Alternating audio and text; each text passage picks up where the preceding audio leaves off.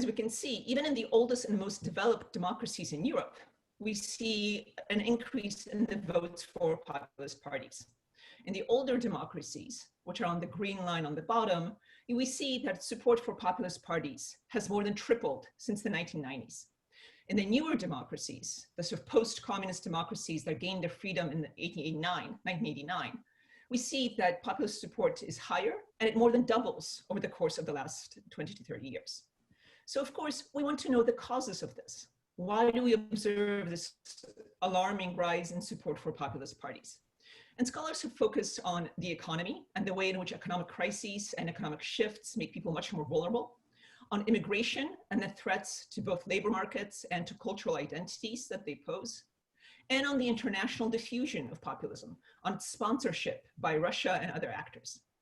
But what we focus on in this paper, above all, is the failure of mainstream parties. So what does this failure look like? Well, by mainstream parties, we mean the centrist parties of governance, the Democratic and Republican Party in the United States, the Social Democrats and the Christian Democrats in Europe, and so on.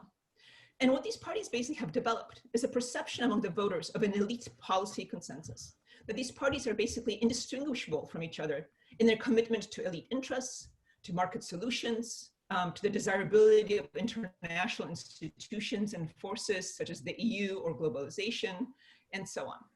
And as a result, they're seen as having failed to respond to popular concerns.